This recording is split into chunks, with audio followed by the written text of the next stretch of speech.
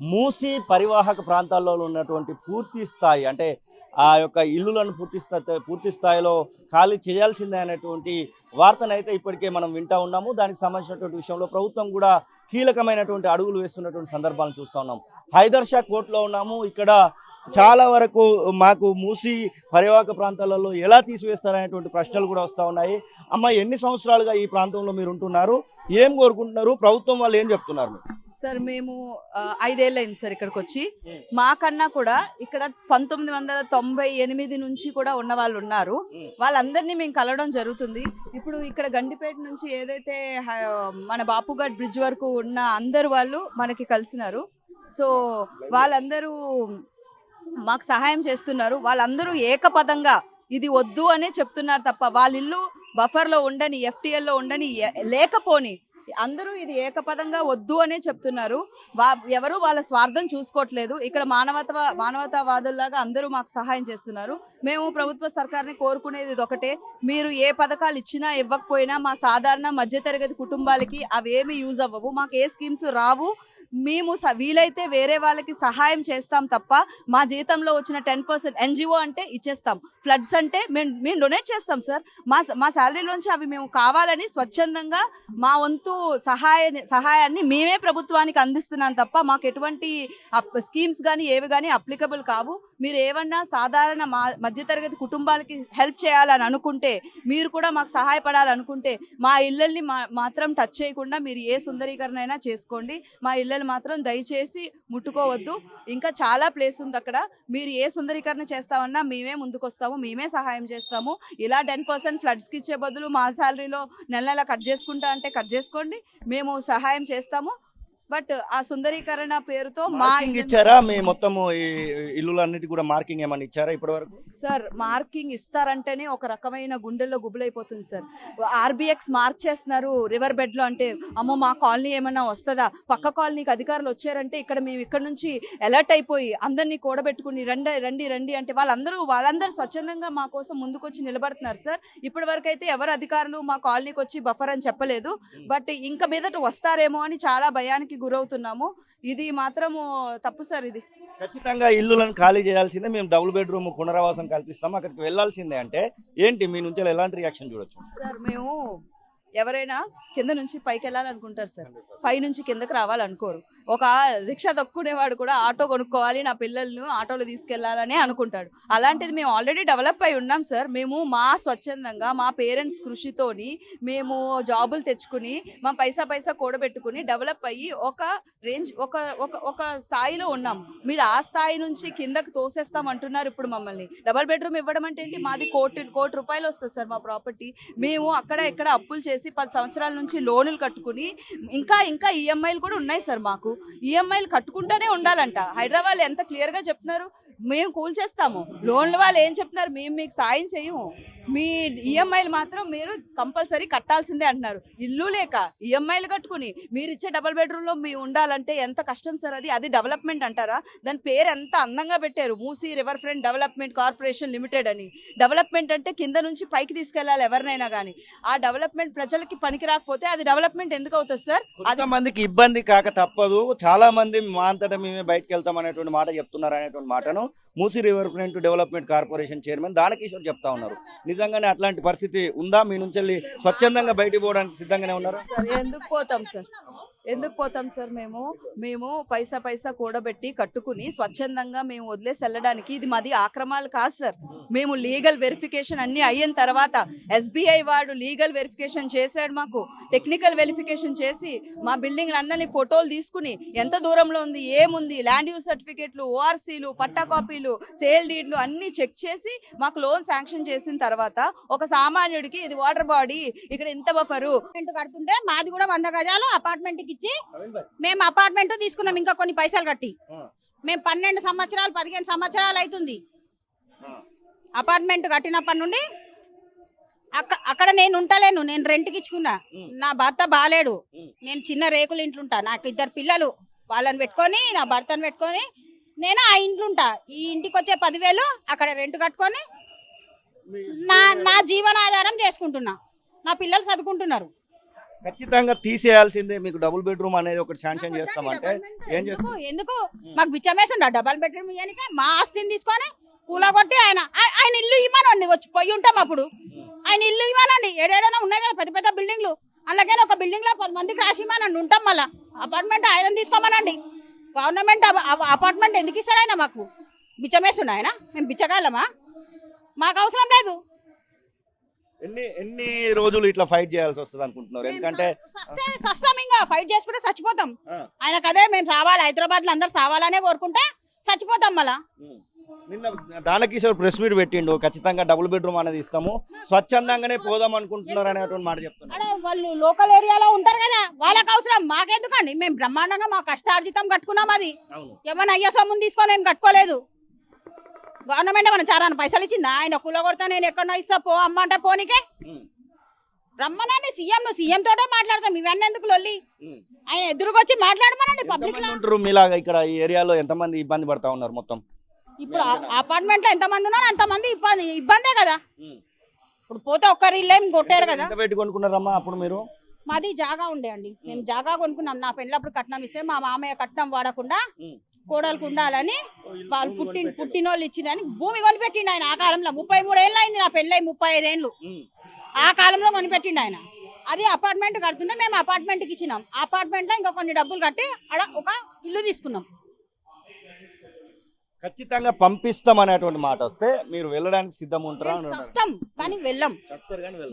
ఎందుకు వెళ్తాం మేము? మాకేం అవసరం? ఆయన ఏమన్నా చేయన్నాడన్న చారాన్న పైసలు ఇచ్చి ఆదుకున్నాడా మాకు? మా మంచి అయిందా చెడ్డ అయిందా, మేము చస్తున్నామా బతుకుతున్నామా నువ్వు చూసినావా? మా కష్టాలు మేము పడ్డాము. మళ్ళీ నీకెందుకు ఇవ్వాలి మేము? మళ్ళీ ఈమానండి ఆయన ఇండ్లు ఉన్నాయి కదా ఓన్గా ఆయన కట్టుకున్న అందమైన బిల్డింగ్లు రాజమహల్ను. ఆ మహల్లకే ఒక్కొక్కరికి ఒక్కొక్క పోర్షన్ ఇవ్వమనండి, పోయి ఉంటాం. బీకర్ సెక్షన్లు ఇస్తే పోయేటోళ్ళం కాము, ఎందుకు పోతాము? మేము ఇది పరిస్థితి. ఇంకా చాలా మంది ఇక్కడికైతే వస్తా ఉన్నారు. అమ్మ ఏంటి మీ ఇల్లు గురించి ఏమైనా చెప్పారా ఇప్పటి వరకు? చెప్పాను సార్. ఏమంటున్నారు? మా ఇల్లు అన్ని కోడి పెట్టి అన్ని ఇది కొట్టేస్తారు అంటున్నారు సార్. మాకు ఇల్లు ఆకలి ఏంటి లేవు. నెంబరింగ్ ఇచ్చిండా? ఆర్బిఎక్స్ నెంబర్ అని ఏమన్నా రాశారా? ఉన్నది సార్, ఇంటికి పట్టా అన్ని ఉన్నది సార్. లోన్ పెట్టి అప్పులు చేసి ₹1 కోటి పెట్టి ఇల్లు కట్టాము సార్. చాలా ఇబ్బందిగా ఉంది సార్. ఇల్లు తీసేస్తే మాకు ఇల్లు ఆకలి ఏంటి లేదు. చిన్న పిల్లలతోటి ఉన్నాం. సీఎం గారికి పెద్దోళ్ళకి అందరికి నన్ను నమస్కారం సార్. ఇల్లు మాత్రం ఏంటి చేయకండి సార్. మా ఇల్లు అంటున్నారు కదా, డబుల్ బెడ్రూమ్ ఇల్లు ఇస్తాము మేము పంపిస్తాం అంటున్నారు. ఎక్కడ ఇస్తే మేము ఉండలేము సార్. మేము ఎంతో కష్టపడి అమ్మలు తినేసి రాత్రి పగలు ఆ ఇల్లు కట్టాము సార్. మరి ఇల్లు మీరు అక్కడ ఇస్తే మేము ఎలాగ ఉంటాం సార్? చెప్పండి సార్. ఎంతమంది ఉన్నారమ్మా మీలాగా ఇబ్బంది పడేటోళ్ళు ఇక్కడ ఈ ప్రాంతంలో హైదర్షా కోర్టులో? లేదు సార్, మేము కష్టపడి కట్టాము కదా, అదే మాకు కావాలి సార్. మీరు ఎక్కడ డెవలప్మెంట్ చేస్తే ఎక్కడ చెయ్యండి సార్. మూసన్నది మీరు చెయ్యాలి అంటే లోతుగా దవ్వండి, వద్దానము. మీరు ఇప్పుడు డెవలప్మెంట్ చేస్తే ఎక్కడ చెయ్యండి, మేము వద్దానము. తిండి పెట్టేసి ధూళి వేస్తారు సార్. చెప్పండి సీఎం గారు అంటే పేదోళ్ళకి అందరూ రక్షించాలి కానీ ఇలాగ ఇప్పుడు ఏడిపిస్తారు సార్. చెప్పండి. పరిస్థితి ఇంకా చాలా మంది ఇక్కడ ఇబ్బంది పడుతున్నటువంటి వారిని కూడా చూస్తా ఉన్నాము. అమ్మ మీకు సంబంధించి ఏమైనా నోటీస్ ఇచ్చారా ప్రభుత్వం నుంచి?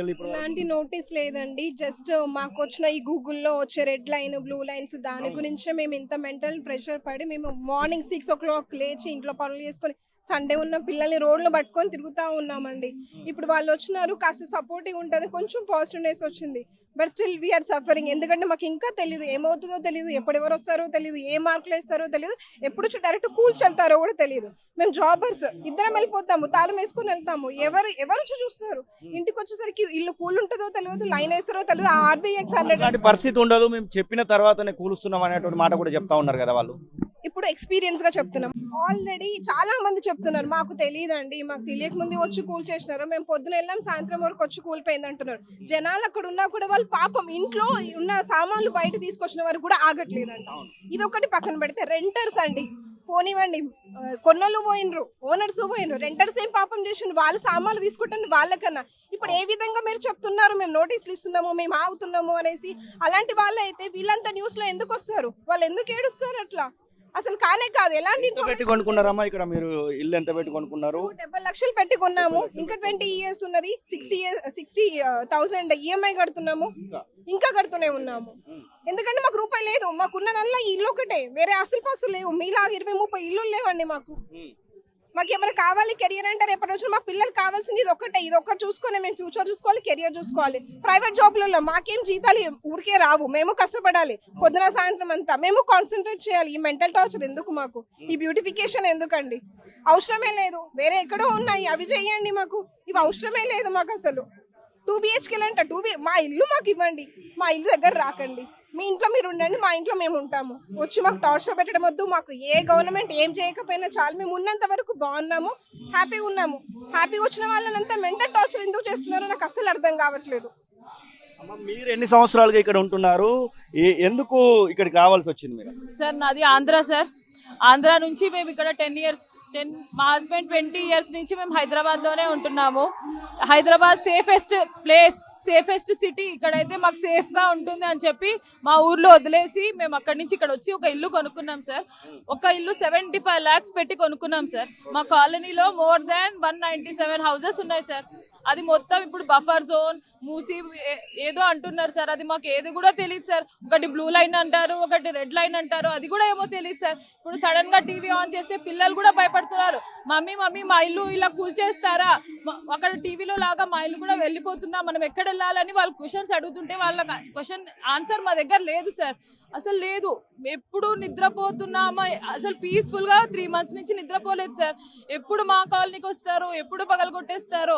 మేము చాలా ప్రైవేట్ ఎంప్లాయీస్, మా జాబ్స్ ఎప్పుడు ఉంటాయో ఎప్పుడు లేదో తెలియదు. మేము ఆల్రెడీ 7 years నుంచి ఈఎంఐస్ కడుతున్నాం సార్. ఇంకా 25 years మేము ఈఎంఐ తీసుకున్నాం. ఇంకా అన్ని ఇయర్స్ కట్టాలి మేము. ఏం కోరుకుంటున్నారు మీరు అసలు ప్రభుత్వం నుంచి? డబ్బులు వద్దు సార్, డబ్బులు వద్దు, 2 BHK వద్దు, మా ఇల్లు మాకు కావాలి సార్. ఇంకోటి, మాకు వాళ్ళు డబల్ ట్యాక్స్ పే చేసుకుంటున్నారు సార్.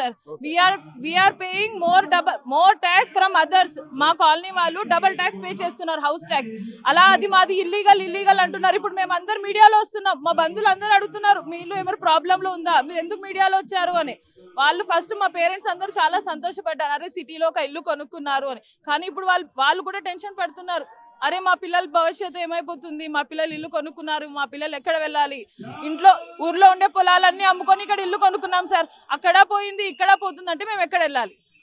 అమ్మ, మీరు ఇక్కడ ఎన్ని సంవత్సరాలుగా ఉంటున్నారు? మీకు కూడా ఏమైనా నోటీస్ ఏమైనా వచ్చిందా? మాకు నోటీస్ ఏం రాలేదండి. మేము 3 years నుంచి ఉంటున్నాం ఇక్కడ. మాకు ప్రస్తుతానికి నోటీస్ అయితే ఏం రాలేదు. కానీ చెప్తున్నారు కదండి మీరే, బ్లూ లైన్లు, రెడ్ లైన్లు, బఫర్ జోన్లని ఒక్కొక్క చోట అసలు చెప్పకుండా వెళ్ళి కూలగొట్టేశారు. భయం వేస్తుందండి మాకు ఏం నోటీస్ రాకపోయినా న్యూస్ చూస్తుంటే, అవన్నీ చూస్తుంటే అంత నిర్దాక్షిణ్యంగా చిన్న పిల్లలు మమ్మల్ని బుక్స్ తీసుకొని ఇవ్వలేదు, వాటర్ బాటిల్స్ తీసుకొని ఇవ్వలేదని చెప్తుంటే కళ్ళలోంచి వాటర్ వస్తున్నాయి. మాకు కూడా చిన్న పిల్లలు ఉన్నారండి. ఈరోజు ఎండలో నించొని ఈ పోరాటం ఎందుకంటే మాకు మా ఇల్లు మాత్రమే కావాలండి.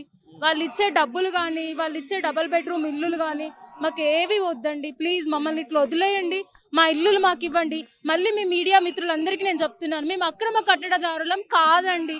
మాకు అన్ని లీగల్ డాక్యుమెంట్స్ ఉన్నాయి. మేము ట్యాక్స్ పే చేస్తాం, ఎలక్ట్రిసిటీ బిల్లు, లోన్ తీసుకున్నామండి. మా హస్బెండ్ ఒక్కడే వర్క్ చేస్తాను, నేను ఇంట్లో ఉంటాను. నాకు 2 చిన్న పిల్లలు ఉన్నారండి. ఆ ఊర్లో ఏదో కొంచెం కొద్ది గొప్ప మా పెద్దలు ఇచ్చింది అమ్ముకొని ఇక్కడికి వచ్చి ఈ ఇల్లు ఇన్ని డబ్బులు పెట్టి కొనుక్కొని ఎంత ఇబ్బంది పడుతున్నామండి ఈ రోజు మేమందరం. బెడ్రూమ్ ఇళ్లకు పంపిస్తామనేటువంటి మాట చెప్తున్నాడు Musi river development corporation MD Dana Kishore. నిన్న కూడా అదే మాట చెప్తా ఉన్నాడు. 12,000 పైన మేము డబుల్ బెడ్రూమ్ ఇళ్లను ఆల్రెడీ తీసుకొని ఉన్నాము, వాటిలో పంపిస్తామనేటువంటి మాట చెప్తా ఉన్నారు. అసలు దానికి అగ్రి అవుతారా మీరు? మేము అస్సలు అవ్వమండి. అది ఏంటంటే పేద ప్రజలు, రోజు కూలీ చేసుకునే ప్రజలు, మేము ఇన్ని లక్షలు పెట్టి ఇల్లు కొనుక్కుంటున్నామని ఇప్పుడు మీ ముందు చెప్పాం. అలాంటి వాళ్ళం మేము వెళ్ళి అంటే మేము చెప్పాం కదా మేమంతా పావర్టీలో ఉన్నామని చెప్తున్నాను. ఫర్ ఎగ్జాంపుల్ మా ఇంట్లో ఉన్న దివాన్ కోట్ తీసుకొని వేసేస్తే ఆ ఇల్లు సరిపోతుందండి. మేము అందరం ఎక్కడ ఉండాలి వెళ్ళి? మేము ఎక్కడ రోడ్డు మీద పడుకోవాలా చెప్పండి మీరు? మా ఇంట్లో సామాన్లు పెడితే ఆ ఇల్లు నిండిపోతుందండి. మా పిల్లల్ని మేము రోడ్డు మీద పడుకోమంటారా మమ్మల్ని? మాకు ఆ డబుల్ బెడ్రూమ్ ఇల్లు అస్సలు వద్దండి. ప్లీజ్ మాకు ఆ డబ్బులు కూడా వద్దు, మా ఇళ్ళని వదిలేయండి ప్లీజ్. మా ఇళ్ళని ఎందుకు రావాల్సి వచ్చింది? మాకు ఆ పరిస్థితి తెచ్చిల్లండి. ఏ పరిస్థితి అట్లా తీసుకొచ్చిల్లు, మరి తప్పట్లేదు. ఇల్లు కోసం మేము పోరాటం చేయాలంటే పిల్లలతో సహా మేము రావాలి.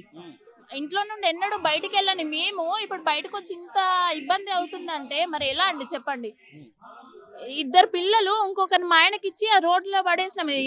రెండు సంవత్సరాల పిల్లలు. ఎందుకు భయపడుతున్నారు? మీ దగ్గరికి వస్తారనేటువంటి భయం ఎందుకు వచ్చింది అసలు? 2 months బ్యాక్ ఏంటి వాళ్ళు సర్వే చేసుకొని మీ ఉన్నాయి వాళ్ళ ఉన్నాయి ఏవి కరెక్ట్ చెప్పట్లేదు. ఈ సర్వేల వల్ల అందరికి టెన్షన్ వచ్చేసింది. డిమాలిష్ చేస్తున్నారని ఇంకేంటి ఇవన్నీ వస్తున్నాయి. దానివల్ల మేము టెన్షన్ పడుతున్నాం. తప్పదు కదా. ఇప్పుడు మాకైతే వేరే ఆస్తి ఏం లేదు, ఒక ఇల్లు ఉన్నది. అయ్యో నా పిల్లలకి ఉంటది కదా, వాళ్ళ ఫ్యూచర్ కదా అని నేను కొనుక్కున్నాను. ఇప్పుడు పిల్లలకి కనీసం ఫ్యూచర్ అని కొనుక్కుంటే వీళ్ళు పుట్టినప్పుడు ముందు వరకు కొనుక్కున్నాను. అది మొత్తం లోనే. పిల్లలు 2 సంవత్సరాలు అయిపోక ముందుకే నువ్వు ఇట్లా తీసేస్తానంటే మేమేం చేస్తామండి? ఎంత పెట్టి కొనుక్కున్నారు? ఇప్పుడు అధికారులు డబుల్ బెడ్రూమ్ ఇల్లు అనేటువంటి మాట చెప్తున్నారు కదా. డబుల్ బెడ్రూమ్ ఇల్లులు అనేది అస్సలు వద్దండి. మేము మొత్తం రోడ్ల మీద ఉన్న వాళ్ళకి ఇవ్వండి. ఇప్పుడు వాళ్ళ కోసమే కదా కట్టింది. ఉన్న ఎవరైతే ఇంట్లో ఉన్నామో వాళ్ళని బయటేసి మీరు ఇల్లులు ఇస్తే మాకెందుకండి? ఇప్పుడు మొత్తం రోడ్ల మీద ఉన్న వాళ్ళకి ఇవ్వండి. ఉన్నిల్లోని బయట తీసి మరి అది ఇస్తే అది డెవలప్మెంట్ కాదు. ప్రజలకు ఇంత ఇబ్బంది పెట్టింది ఏది డెవలప్మెంట్ కాదండి. ఒకవేళ ఖచ్చితంగా మిమ్మల్ని పంపించేటువంటి ప్రయత్నం జరిగితే అప్పుడేంటి? What next? మీరు ఇలానే అడ్డుకుంటాం. తప్పదు. మాకు పోరాటం చేయడం తప్ప ఇంకేమీ లేదు. మేము ఏ గవర్నమెంట్ కి వ్యతిరేకం కాదు, ఏది ఇబ్బంది కాదు. ఎందుకు అనంటే మా పరిస్థితి అట్లా ఉంది. ఇప్పుడు 30 సంవత్సరాలు మా జీవితం మొత్తం దీని మీదనే పోతే మేము ఏం చేస్తాము? ఇల్లు లేనిది లోన్ కట్టాలంటే మా వల్ల కాదు కదండి. రెంటెడ్ కుందామంటే పైసలు ఎక్కడి నుండి వస్తాయి? ఇప్పుడు ఈ లోన్ తీర్చాలి, అటు రెంటెడ్ ఉండాలంటే మాకు పైసలు ఎక్కడి నుండి వస్తాయి? అమ్మా, ఎన్ని సంవత్సరాలు ఇక్కడ ఉంటున్నారు? ఎందుకు మీరు దీన్ని వ్యతిరేకిస్తున్నారు అసలు? మేము 3 సంవత్సరాల నుంచి ఇక్కడ ఉంటున్నామండి. మేము కూడా లోన్ తీసుకుని కొనుక్కున్నదే.